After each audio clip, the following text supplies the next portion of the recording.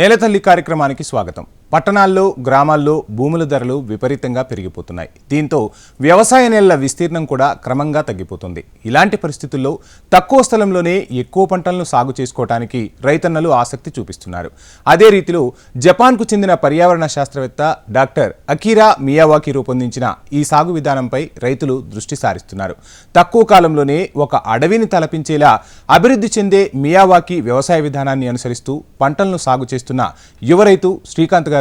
So ఈ Miyawaki సాగు విధానం అంటే ఏంటి? మొదట మీరు అన్నట్టు ఇప్పుడు చాలా మంది కమర్షియల్ వేలో ఆలోచిస్తూ భూమిని ఎంతవరకు డెవలప్మెంట్ చేయాలన్న ఉద్దేశంతో బిల్డింగ్స్ కావచ్చు, ఇన్ఫ్రాస్ట్రక్చర్ బిల్డ్ చేస్తున్నారు. చాలామంది ప్రకృతి గురించి ఆలోచించే వాళ్ళు చాలా తక్కువ మంది ఉన్నారు. ఇప్పుడు ఇలాంటి పరిస్థితులలో మన సెంట్రల్ కావచ్చు లేదంటే వరల్డ్ కావచ్చు ఎక్కువగా ఫోకస్ చేస్తుంది ఏంటంటే ప్రతి చోట ప్రకృతిని ఎక్కువగా పెంచాలి. ఎందుకంటే దాని ద్వారానే ఆక్సిజన్ ఎక్కువగా వస్తుంది, అందరి ఆరోగ్యం కూడా దాని మీదనే ఆధారపడి ఉంటుంది. మొక్కలు ఎక్కువగా పెట్టాలి, దానివలన మనుషులకే కాకుండా జీవ వైద్యం కూడా మొక్కల ద్వారానే పెరుగుతున్న ఉద్దేశంతో చాలా ప్లేసులలో గవర్నమెంట్ కూడా చాలా చేస్తుంది. అందులో భాగంగా మనం ఒక పద్ధతిని ఎంచుకున్నాం. ఏంటంటే మియావాకి పద్ధతి అనేది ఎంచుకున్నాం. మియావాకి ఏంటంటే అకిరా మియావాకి గారు అనే జపనీస్ ప్రకృతి శాస్త్రవేత్త, తను ఇది 1970s స్టార్ట్ చేశారు. దీంట్లో ముఖ్యంగా ఏంటంటే స్క్వేర్ మీటర్స్లో 3 నుండి 4 మొక్కలు పెట్టుకోవాల్సి ఉంటుంది. ఈ 3 నుండి 4 మొక్కలలో మనకేంటంటే అన్ని రకాల మొక్కలు పెట్టుకోవాల్సి ఉంటుంది. చాలామంది ఏంటంటే ఇప్పుడు రైతులు అవగాహన ఉండి కావచ్చు, లేకపోతే కావచ్చు, లేదంటే శాస్త్రవేత్తలు చెప్పింది కావచ్చు, లేదంటే ఇప్పుడు ఉన్న అవసరాలకు డబ్బు కోసం కావచ్చు, ఒకే రకమైన పంటలు పెట్టడం సర్వసాధారణం అయిపోయింది. అంటే మామిడి కావచ్చు, జామ కావచ్చు, ఇలాంటివి పెడుతున్నారు కదా. ఇలా కాకుండా మన పూర్వ పద్ధతిలో చాలామంది రైతులు ఏం చేసేవారు, ఒకే భూమిలో 4-5 రకాల పంటలు వేసుకునేవారు. అలా మియావాకి పద్ధతిలో ఏంటంటే 3 నుండి 4 రకాల మొక్కలు పెట్టుకోవాల్సి ఉంటుంది. అందులో ముఖ్యంగా ఏంటంటే మియావాకి మోడల్లో అడవి జాతి మొక్కలు మరియు పండ్ల జాతి మొక్కలు, పొద జాతి మొక్కలలో పూల మొక్కలు కూడా వస్తాయి. అలాగే నైట్రోజన్ ఫిక్సేషన్ మొక్కలు. సో అంటే ఒక 4-5 రకాల పంటలు ఒకే భూమిలో అంటే ఒకే కమతంలో పండించడం వల్ల రైతుకు కూడా ఆదాయం పెరుగుతుంది అంటారు. అవును, తప్పకుండా పెరుగుతుంది. ఒక రైతుకు ఆదాయం విషయమే కాదు, రైతు పొలంలో చాలామంది ఇప్పుడు చూస్తుంది ఏంటంటే ఒక ఆదాయం విషయంలో మాత్రమే చూస్తున్నారు. ఆదాయం ఒకటే మనకు రైతుకు కానీ ప్రజలకు కానీ అంతిమం కాదు. మనం ఆలోచించాల్సింది ఏంటంటే సహజ వనరులు.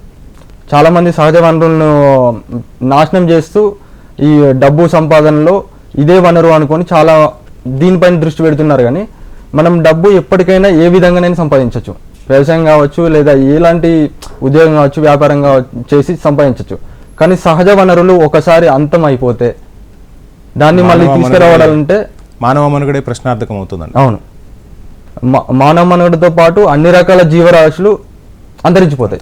దానికోసం మనం ఖచ్చితంగా సహజ వనరులను కాపాడాలి. సహజ వనరులను కాపాడాలంటే ముఖ్యంగా మనం చేయాల్సింది ఎక్కువ మొక్కలను పెట్టడం. మొక్కల ద్వారానే జీవ వైవిధ్యం పెరుగుతుంది, అలాగే నీటి వనరులు పెరుగుతాయి. శ్రీకాంత్ గారు, చూస్తున్నాం మియావాకి సాగు విధానం గురించి మీరు విశ్లేషణ చేశారు. తెలుగు రాష్ట్రాల్లో అసలు ఎప్పటి నుంచి అమల్లో ఉంది? తెలుగు రాష్ట్రాల్లో ఎక్కడైనా మియావాకి సాగు విధానం ఉందా? ఉందండి. యాక్చువల్గా మనకు మియావాకి పద్ధతిని తెలుగు రాష్ట్రాలలో 2020 నుండి మొదలుపెట్టారు. ముందుగా పట్టణాలలో దీన్ని పరిచయం చేశారు. తక్కువ స్పేస్లో తొందరగా పెరిగే మొక్కలను పెట్టేసి పట్టణాలలో మంచి ఆక్సిజన్ ఇచ్చే పార్క్ లాగా రూపొందించడం కోసం పట్టణాలలో స్టార్ట్ చేశారు 2020లో. తర్వాత నెమ్మదిగా విలేజ్లలో కూడా పెట్టారు. కానీ కాకపోతే ఏంటంటే సరైన అవగాహన జ్ఞానం లేక దాన్ని సరైన పద్ధతిలో కింది లెవెల్ వాళ్ళకి తెలియజేయడం లేక వాళ్ళు దొరికిన మొక్కలు మాత్రం పెట్టారు. మియావాకిలో ఇంకొక విషయం ఏంటంటే ఖచ్చితంగా మనం ఆ ప్రాంత మొక్కలు మాత్రం పెట్టాలి. అంటే ప్రాంతానికి అనువైన అడవులలో పెరిగే మొక్కలు మాత్రం పెట్టాలి. ఇప్పుడు అది తెలియక చాలా మంది ఏం చేశారు, హైబ్రిడ్ మొక్కలు తెచ్చి మియావాకి మోడల్లో పెట్టేశారు. మోడల్ ఆ డిస్టెన్స్ అనేది సేమ్ మియావాకి మోడల్లో. కానీ కాకపోతే ఏంటంటే వాళ్ళు హైబ్రిడ్ మొక్కలను పెట్టడం వల్ల ఎప్పుడైనా హైబ్రిడ్ మొక్కలు పెట్టడం కానీ మన ప్రాంతం కాకుండా వేరే ప్రాంతం మొక్కలు పెట్టినప్పుడు ఆ నేటివ్గా ఉండే జీవ వైవిధ్యం పక్షులు కావచ్చు, తేనెటీగలు కావచ్చు, ఇలాంటి రావు. రైట్. శ్రీకాంత్ గారు కాలర్ ఉన్నారు, నరేష్ గారు హైదరాబాద్ నుంచి. నరేష్ గారు నమస్కారం అండి. ఆ మియావాకి పద్ధతిలో ఏ పంటలు వేసుకోవచ్చు సార్? దిగుబడి ఎట్లా తీసుకోవచ్చు సార్? మియావాకి పద్ధతిలో మనం అన్ని రకాల పండ్ల మొక్కలు సాగు చేసుకోవచ్చు. దానితో పాటు మనం కింద మనకి ఎప్పుడైనా కానీ లేయర్స్ ఉంటాయి. మీరు ఎప్పుడైనా అడవిని పరిశీలన చేస్తే మహావృక్షాలు ఉంటాయి, దానిపైన చిన్న వృక్షాలు ఉంటాయి, పొదజాతి ఉంటాయి, దాని కింద పొదజాతి కింద కూడా చిన్న తీగ మరియు గడ్డి మొక్కలు ఉంటాయి. అలాగే మనం పండ్ల మొక్కలు పెట్టుకున్నప్పుడు కింద మనం తక్కువ సన్లైట్ అవసరం ఉన్న మొక్కలు పెట్టుకోవాల్సి ఉంటుంది. ఉదాహరణకు కూరగాయలు పెట్టుకోవచ్చు, బెండ కావచ్చు, గోరుచిక్కుడు కావచ్చు, అలసంద, ఇలా అన్ని రకాల కూరగాయలు పెట్టుకోవచ్చు. దాంతోపాటు పెసర, మినుము, అంతర్సాగు చేసుకోవచ్చు. సో రైతుకు కూడా ఎక్కువ ఆదాయం అసలు ఎలా సాగు చేయాలి, అసలు ఎంత విస్తీర్ణంలో సాగు చేయాలి అనే డౌట్స్ చాలా మందికి ఉంటుంటాయి. సో అసలు ఒక మియావాకి సాగు విధానాన్ని చేయాలి అంటే ఒక రైతు ఎన్ని ఎకరాల విస్తీర్ణంలో ఈ సాగు చేపట్టాలంటారు? అదేవిధంగా శ్రీకాంత్ గారు, ఇప్పుడు గోపికృష్ణ గారు అడిగినట్టు, సో ఈ మియావాకి సాగు విధానం అనేది ఎక్కడైనా చూడాలి అంటే, తెలుగు రాష్ట్రాల్లో ఇప్పుడు చూడాలి అంటే ఎక్కడ ఉంటుంది?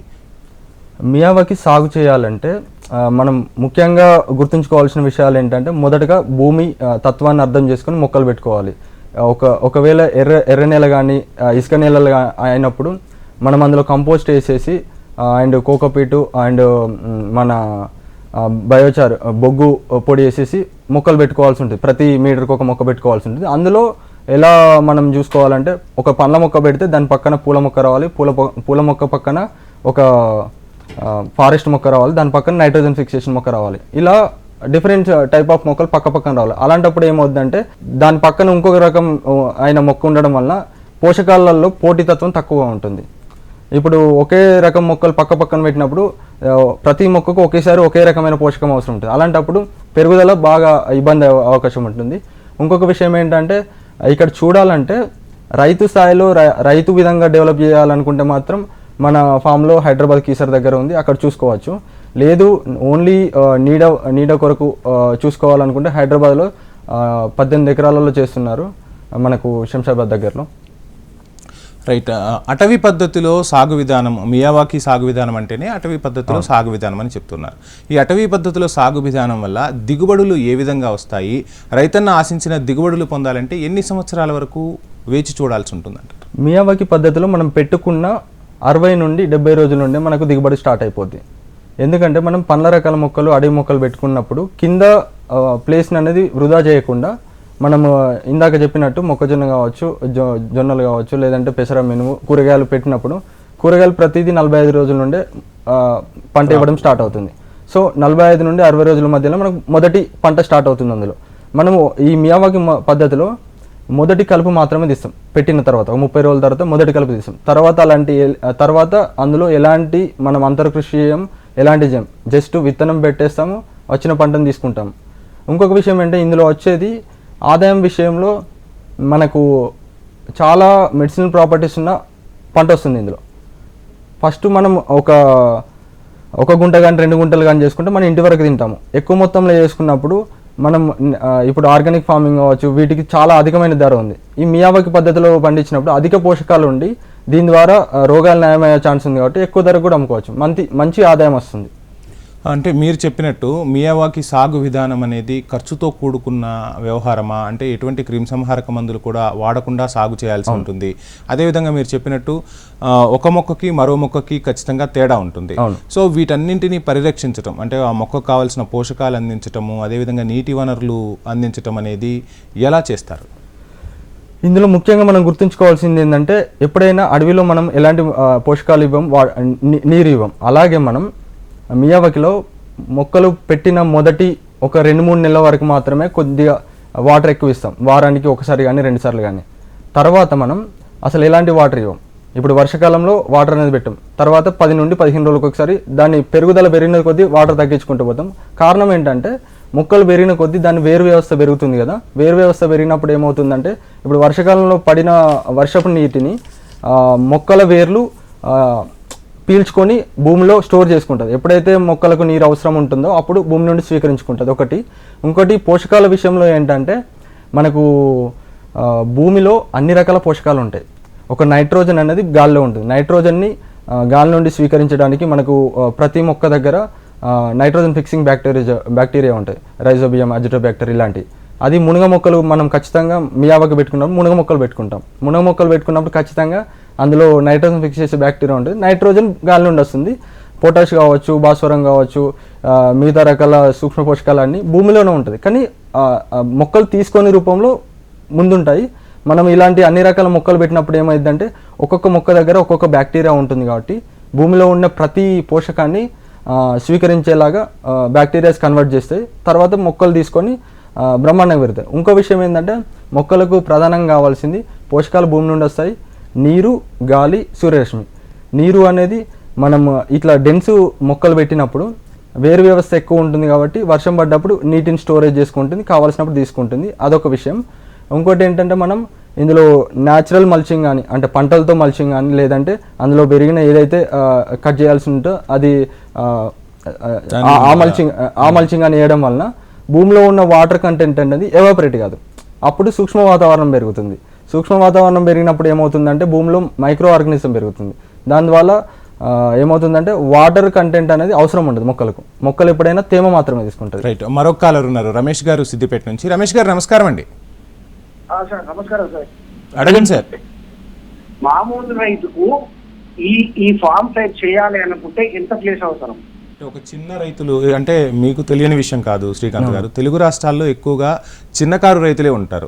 సో ఈ చిన్నకారు రైతులు కూడా మియావాకి సాగు చేసుకోవచ్చా, ఎంత విస్తీర్ణం కావాలి అని అడుగుతున్నారు. తప్పకుండా చేసుకోవచ్చు. మనకు చిన్న రైతుకు 1 ఎకరం ఉన్నా కానీ అందులో 2 గుంటలు అంటే ఎకరం 40 గుంటలు ఉన్నప్పుడు 2 గుంటలలో పెట్టుకున్నప్పుడు 200 మొక్కలు వస్తాయి మనకు. 2 గుంటలలో 200 మొక్కలలో మనం చెప్పినట్టు ఫారెస్ట్, ఫ్రూట్, ఫ్లవర్ అనుకున్నప్పుడు పండ్ల మొక్కలు ఒక 50 నుండి 60 మొక్కలు వస్తాయి మనకు. 2 గుంటలలో 60 మొక్కలలో జామ, సీతాఫల్, బొప్పాయి, అరటి పెట్టుకున్నప్పుడు ఇందులో మనకు 25 మొక్కలు అరటి పెట్టుకోవచ్చు. 25 నుండి 25 గెలలు వచ్చినా కానీ సంవత్సరంలో మీకు ఆలోచించుకోవచ్చు ఒక్కొక్క గెల ఇప్పుడు బయట ఎంత ధర ఉందో. ఈజీగా 200 రూపాయలు వేసుకున్నా కానీ ఒక 5,000 రూపాయలు మీకు 2 గుంటలలో నుండి వస్తుంది. ఇప్పుడు మీరు వరి సాగు చేస్తే 1 ఎకరానికి అంతిమంగా వచ్చే లాభం ఏంటంటే ఒక పంటకి 20 నుండి 25,000 సంవత్సరానికి 50,000. చెప్తున్న దాన్ని బట్టి మియావాకి సాగు విధానం ద్వారా 6 నెలలకు ఒకసారి ఆదాయం వచ్చే రైతుకు మియావాకి సాగు విధానం చేసుకోవటం వల్ల రోజు ఆదాయం వస్తుంది అంటారు. తప్పకుండా. ఇప్పుడు మనం అందులో కూరగాయలు పెట్టుకుంటాము, పండ్ల మొక్కలు పెట్టుకుంటాము, దాని ద్వారా ప్రతిరోజు ఆదాయం వస్తుంది. రైట్. ప్రధాని మోదీ కూడా పిలుపునిచ్చారు మియావాకి సాగు విధానంపై రైతులు దృష్టి సారించాలని దేశ ప్రధాని కూడా చెప్తూ ఉన్నారు. అయినప్పటికీ క్షేత్రస్థాయిలో ఆ విధంగా ప్రభుత్వాల సహకారం ఉందా? ప్రభుత్వాలు ప్రజలను ఈ మియావాకి సాగు విధానంపై, ప్రభుత్వాలు కావచ్చు, అధికారులు కావచ్చు, మియావాకి సాగు విధానంపై ప్రజలకు అవగాహన కల్పించే పరిస్థితులు తెలుగు రాష్ట్రాల్లో ఉన్నాయంటారా? ప్రధాని గారు పిలుపునిచ్చారు. చాలామంది వారి ప్రయత్నంగా చేస్తున్నారు. కానీ ఇక్కడ ఏమవుతుందంటే మియావాకి అనేది మన ఇండియన్ మెథడ్ కాదు. మొదటగా అది జపనీస్ మెథడ్ కాబట్టి దాన్ని పూర్తిగా అవగాహన చేసుకున్న వాళ్ళు చాలా తక్కువ మంది ఉన్నారు మన ఇండియాలో. వారు మాత్రం ఇప్పుడు 6,380 ఎకరాల్లో చేస్తున్నారు రాజస్థాన్ గవర్నమెంట్. అలాగే మనకి ఇక్కడ హైదరాబాద్లో చేస్తున్నారు 18 ఎకరాలు. అంటే ప్రతి సిటీలో అండ్ గ్రామాలలో 1 గుంట 2 గుంటలు చిన్న స్పేస్లో కూడా చేస్తున్నారు.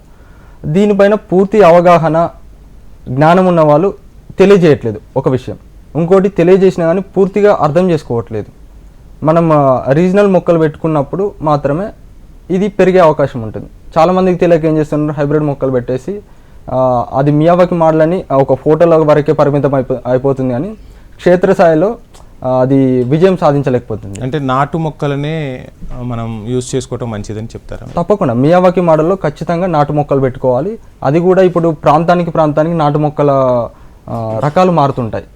ఇప్పుడు తెలంగాణ ప్రాంతంలో అడవులలోకి వెళ్తే మీకు సీతాఫలం దొరుకుతుంది. సీతాఫలం అనేది నాటు రకం. ఇక్కడ సీతాఫలం పెట్టుకున్నప్పుడు పెరుగుతుంది.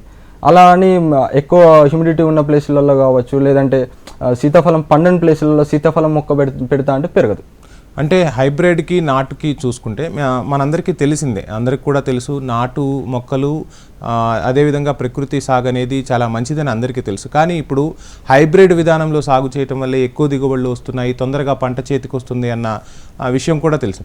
కానీ మియావాకి సాగు విధానంలో మరి పంట లేట్ అవుతుందా, లేదంటే పోటీగా హైబ్రిడ్తో పాటు పంట మనకు చేతికి వచ్చే అవకాశం ఉందంటారా? కొన్ని పంటలు హైబ్రిడ్తో సరి సమానంగా వస్తాయండి, కొన్ని పంటలు లేట్ అవుతాయి. ఎందుకంటే మనం ఎప్పుడైనా కానీ హైబ్రిడ్ మొక్కలు అనేది వాటి పోషకాలు, వాటిలో ఉండే ఔషధ గుణాలు తగ్గించి పెరుగుదల పంట ఇవ్వడానికే దాన్ని డిజైన్ చేశారు. మన నాటు దాంట్లో ఏంటంటే ప్రతి దాంట్లో ఎంత పర్సెంటేజ్ ఉండాలనో అంత పర్సెంటేజ్ ఉంటుంది. అందుకారణంగా ఇప్పుడు కూరగాయల విషయంలో వస్తే, అరటి విషయం, బొప్పాయి విషయంలో వచ్చినప్పుడు ఇవి హైబ్రిడ్తో సమానంగా వస్తాయి. అవి ప్రాంతీయంగా కూడా హైబ్రిడ్ 9 నెలలకు వచ్చే బొప్పాయి ఉంటుంది, నాటుది కూడా 9 నెలలకు వస్తుంది. అరటి కూడా 9 నుండి సంవత్సరం లోపు వస్తుంది, నాటుది కూడా అంతే సమయంలో వస్తుంది. కొన్ని సీతాఫలం కావచ్చు, జామ కావచ్చు, ఇలాంటి 2 సంవత్సరాల నుండి 3 సంవత్సరాలకు వస్తాయి నాటి. ఇప్పుడు హైబ్రిడ్ ఏంది 6 నెలలకు, సంవత్సరానికి కాపు వస్తుంది. కానీ అందులో ఉండే పోషకాలు, రుచిలో చాలా డిఫరెన్స్ ఉంటుంది. రైట్. శ్రీకాంత్ గారు, మనకి ముఖ్యంగా తెలుగు రాష్ట్రాల గురించి మనం మాట్లాడుకుంటే ఇక్కడ ఎర్ర నేలలు ఉంటాయి, నల్లరేగడి నేలలు ఉంటాయి, ఇసుక నేలలు ఉంటాయి. సో ఈ 3 నేలలు కూడా మియావాకి సాగుకు అనుకూలమా?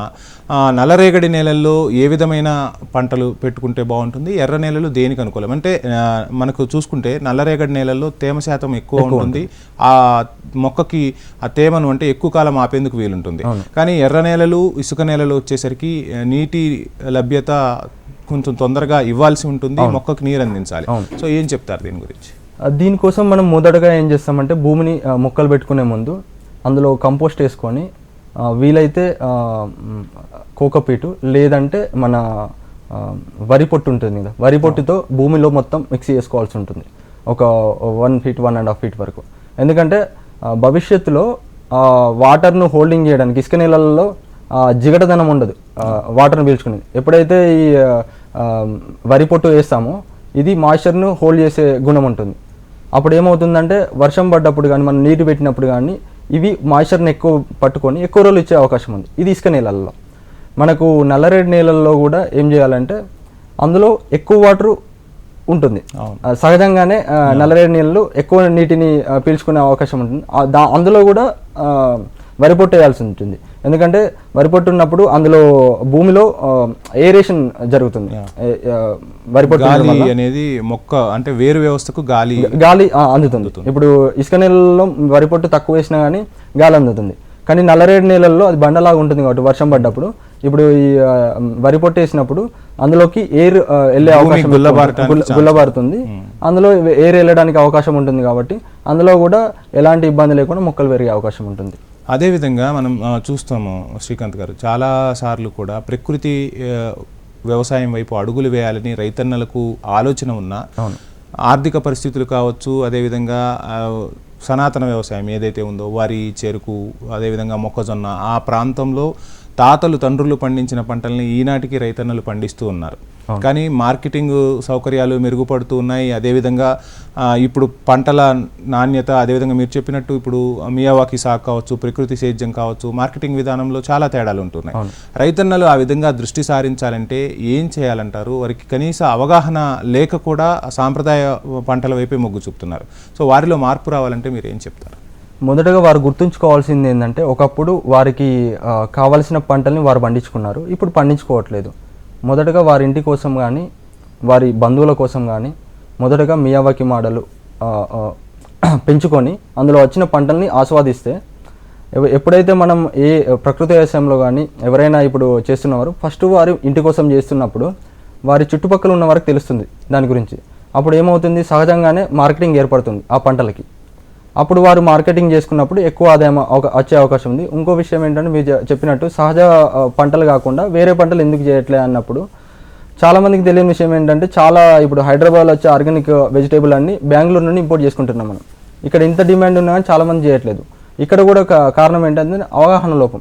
దీనిపైన చాలా స్వచ్ఛంద సంస్థలు పనిచేస్తున్నాయి, కానీ కొన్ని నామమాత్రం వరకే ఉన్నాయి. గ్రౌండ్ లెవెల్లో చేసినప్పుడు ఖచ్చితంగా రైతులు మారడానికి సిద్ధంగా ఉన్నారు. ఇప్పుడు పంటలు అనేసరికి స్వల్పకాలిక పంటలు ఉంటాయి, దీర్ఘకాలిక పంటలు ఉంటాయి.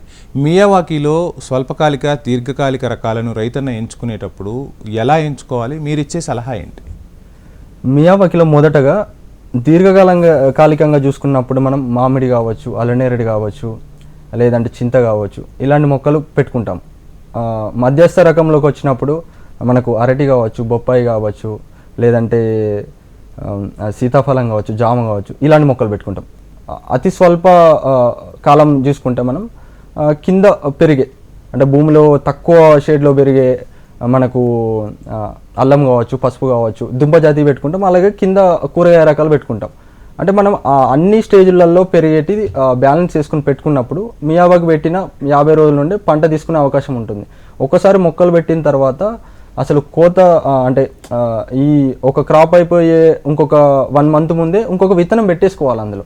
అప్పుడు మాత్రమే మనకు కంటిన్యూషన్ ఉంటుంది. ఇప్పుడు సాంప్రదాయ పద్ధతిలో ఏం చేస్తారు, సో అంటే మీరు చెప్పే విధానం ఏంటి అంటే నెక్స్ట్ ఏదైతే డిమాండ్ ఉంటుందో ఆ డిమాండ్కు తగ్గ పంటను రైతన్న సాగు చేసుకోవటం వల్ల ఆదాయం పొందొచ్చు. తప్పకుండా. సో ఖచ్చితంగా మరొక కాలర్ ఉన్నారు, జగదీష్ రెడ్డి గారు. ఇప్పుడు మీరు చేసే విధానాల్లో సుభాష్ పాలేకర్ గారి విధానాలను పాటిస్తున్నారా, లేకుంటే మీది ఒక డిఫరెంటా? ఏంటి డిఫరెన్స్ తెలుసుకోవాలనుకుంటున్నారండి? తప్పకుండా అండి. మనం 5 సంవత్సరాల నుండి చేస్తున్న వ్యవసాయం ఏంటంటే సుభాష్ పాలేకర్ పద్ధతిలో అన్ని రకాల పంటలు పండిస్తున్నాము. 5 లేయర్ కూడా మనం డెవలప్ చేసాము.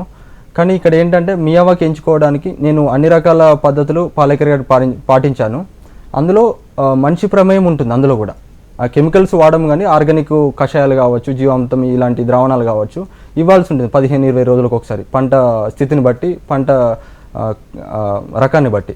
మియావాకిలో ఏంటంటే ఒకసారి భూమిని సిద్ధం చేసి మొక్కలు పెట్టినాక ఒక వాటర్ మాత్రం వేస్తాం. అందులో ఎలాంటి మనిషి ప్రమేయం చేయం. కొన్నాళ్ళ వరకే వాటర్ ఇస్తాం. తర్వాత ఒక 1 year అయిపోయినాక వాటర్ కూడా ఇవ్వం. ఎందుకంటే అప్పటికి వేరు వ్యవస్థ పెరుగుతుంది కాబట్టి వర్షం తీసుకుంటుంది. వర్షాకాలం, ఎండాకాలం అంతా భూమిలో ఉన్న మాయిశ్చర్ని తీసుకొని అది ఇవ్వాలి. ఒక అడవి మోడల్ అన్నప్పుడు అడవిలాగానే మనం ట్రీట్ చేస్తాం అది. ఇప్పుడు మీరు అడిగినట్టు 5 లేయర్ మన సుభాష్ పాలేకర్ గారి పద్ధతులు ఏదైతే మొదటగా కొన్నాళ్ళు ఇస్తామో ఒక 2-3 months మొక్కలు సర్వైవ్ అయ్యే వరకు మన సహజ పద్ధతిలో భూమిలో ఇప్పటి వరకు మైక్రో ఆర్గానిజం ఉండొచ్చు, ఉండకపోవచ్చు, మైక్రో క్లైమేట్ ఏర్పడాలి. అప్పటి వరకు మనం సహజంగా సుభాష్ పాలేకర్ గారి పద్ధతులు అనుసరిస్తూ ఆ కషాయాలు, ద్రావణాలు దీనికి అందిస్తూ ఒక 3 నెలలు పాటు ఖచ్చితంగా అందులో అవి చేర్చుతాం మనం. అప్పుడు మాత్రమే ఒకసారి మియావాకి పద్ధతిలో జీవ వైవిధ్యం పెరిగిన తర్వాత మనిషి ప్రమేయం అవసరం లేదు. ఎగ్జాంపుల్ ఏంటంటే ఇప్పుడు మన మియావాకి పద్ధతిలో ప్రతిరోజు ఏ పంట వేసినా గుబురుగా పంటలు పండించినప్పుడు దోమ అనేది ఉధృతంగా పెరుగుతుంది. దోమను కంట్రోల్ చేయడానికి చాలామంది మన కెమికల్లో స్ప్రే చేస్తారు. న్యాచురల్గా కూడా చాలా రకాల ద్రావణాలు చేస్తాం, దశపర్ణ కషాయం, నీమ్ ఆయిల్, నీమాస్త్రం ఇలాంటివి చేస్తాం. కానీ మన దాంట్లో ఏంటంటే జీవ వైవిధ్యం పెరగడం వలన ఒకరోజు ఒక నైటు సాలె పురుగు 100 నుండి 1000 రకాల దోమలు 100 నుండి 1000 వరకు దోమలు తింటుంది. అంటే మనం శత్రు కీటకాలు పెరిగినప్పుడు మనం జీవ వైవిధ్యం పెంచుతున్నాం కాబట్టి మిత్ర కీటకాలు చాలా వరకు వస్తాయి. అలాంటప్పుడు ఏమవుద్దంటే మనం మన ప్రమేయం లేకుండా శత్రు కీటకాలను ఏదైతే పంటకు హాని చేసే పురుగులు ఉంటాయో అవి మిత్ర కీటకాలు తింటాయి. మనం జీవ వైవిధ్యం పెంచాం కాబట్టి మనిషి ప్రమేయం, కషాయాలు ఫర్దర్గా అవసరం లేదు మనకు. రైట్ శ్రీకాంత్ గారు, ప్రకృతితో మమేకమై ప్రకృతితో వ్యవసాయం చేయాలి. వ్యవసాయం అంటేనే ప్రకృతిపై ఆధారపడి ఉంటుంది. ఆ ప్రకృతితో మమేకమై వ్యవసాయం చేస్తేనే రైతన్న లాభాల దిశగా అడుగులు వేస్తాడు అని చెప్పి చక్కని సలహాలు ఇచ్చారు. అదేవిధంగా మియావాకి సాగు విధానం గురించి మా నేలతల్లి కార్యక్రమ రైతన్నలకు మీరు ఇచ్చిన సలహాలు, సూచనలు చాలా అమూల్యమైనవి. ఖచ్చితంగా ఆ సలహాలు పాటించాలి, ఆ దిశగా అడుగులు వేయాలి అని చెప్పి HMTV కూడా కోరుకుంటుంది. ఇది ఇవాల్టి నేలతల్లి కార్యక్రమం. మరో అంశంతో మళ్ళీ కలుద్దాం. నమస్తే.